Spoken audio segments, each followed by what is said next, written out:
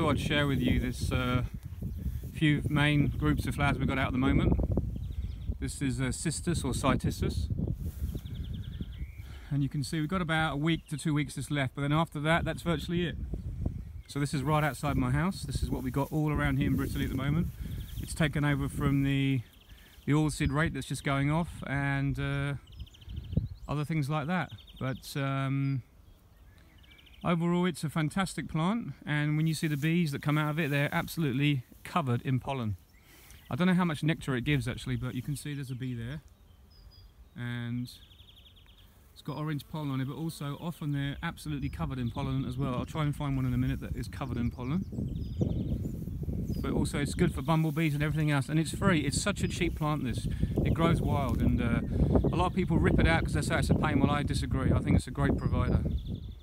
This shrub here is a bird cherry, Prunus pedis, and it's always absolutely spectacular. But this year we've got the warm weather come with the hawthorn, so you can see the hawthorns either side of it.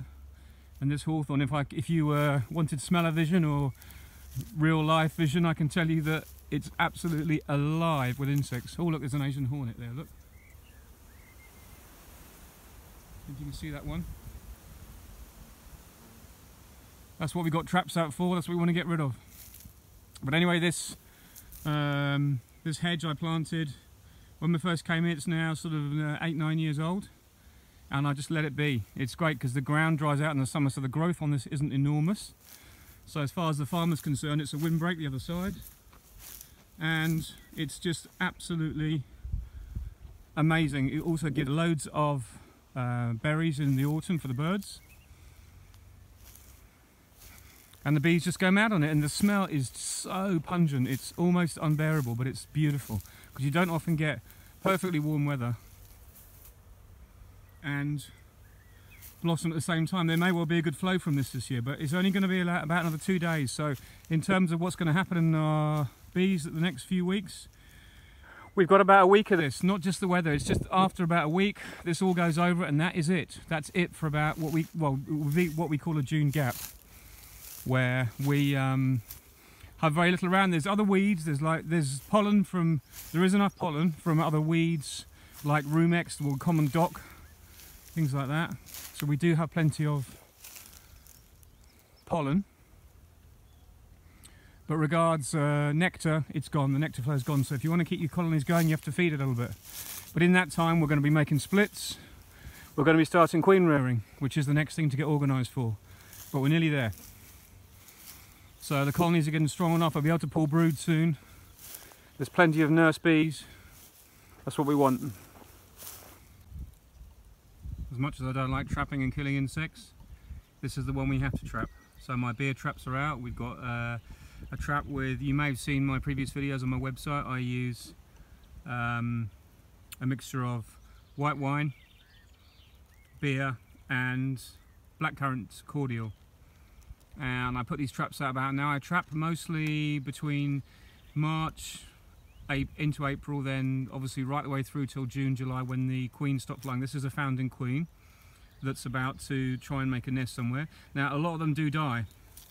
A lot of them don't make it to maturity, but I'm trying to help that. And we were all worried about bycatch, which means catching other insects. You see we've got a wasp in there. Now that isn't really my idea, it's not really what I want, but if you calculate the amount of insects that Asian hornet would have killed during its lifetime, in other words, when the nest got going, the amount of insects that nest would have taken out from the ecosystem, that bats wouldn't have, that swallows wouldn't have, that moths wouldn't have, that all the other insects that eat things, would you believe it? It's just got out. Great. Would you believe it that the amount of insects that you do catch is nothing in comparison to the good you do by trapping? So we trap because we know it's the best thing to do. It's the only option. In the summer, it's too late to start. It's too late to start trapping in the summer. All you're dealing is with workers, which you can reduce some of the nest, but you don't take out the queen who's continually laying. So no, it's an ongoing thing. We're never going to be rid of the Asian hornet, and hopefully it won't really make it to the UK in any numbers. And I think that in the UK you will have the odd nest that comes through, but I think generally they won't have the vigorousness and the ability to really proliferate there, because I don't think there's the insects, there's not the early build up. For instance, we in Brittany here only have an early start to bees and hornets and stuff like that, but not as early, for instance, as southern France, where there's real heat and real amount of insects early on. There's an Asian hornet, see, look, hovering around that hive.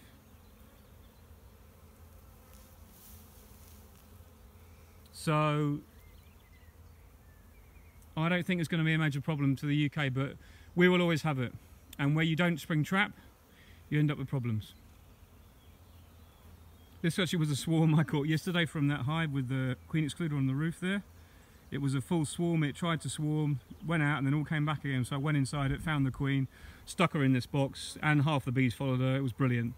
And then that will just make a new queen now. So I'm just leaving that go. These are all my nuke boxes from last winter that are very full. I've got to go in tomorrow and put a nuke underneath each one so they can decompress. And then we'll harvest these to make more of the same, but on single stories, so we can get queens mated within starting about 2 or 3 weeks. So it's just at that point where I don't want to harvest any queens from them. I want them to carry on, but at the same time I don't want them to swarm, so I've got to use a bit of try and give them a bit of space just to keep them holding over till we got the queens ready to replace for when we break down these boxes again. Obviously this is just some of them, the other ones are like at the workshop, things like that, but so that's what we do. We break these boxes down very soon and put new queens in, and that gives us the start of our new cycle of queens for this year to replace and to make nukes with. So this swarm is now fine. I've just had a look in here, and in a day the queen is laying. She's just started laying, and it's just lovely.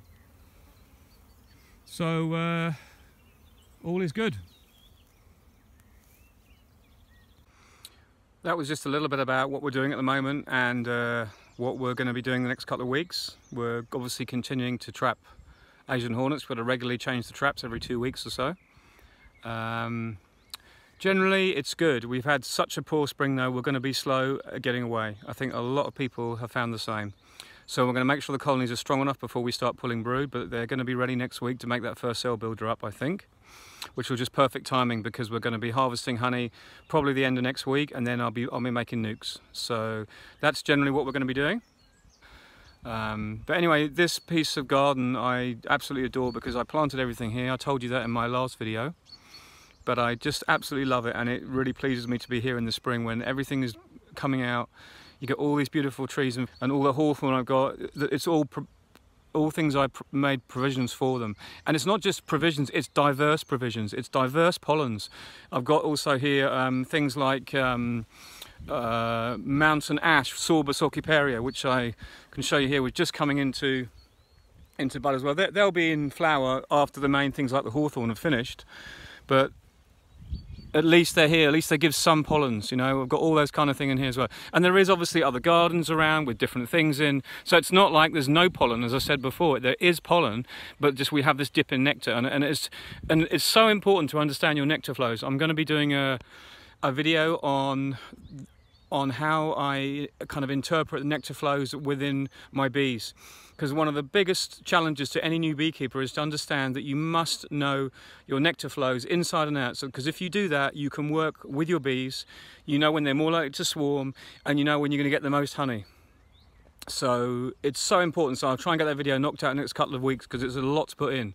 I've got all the selection of shrubs that I use, and I also got to give you reference to a great book that I've found that is so great for working with bees and planting the right shrubs.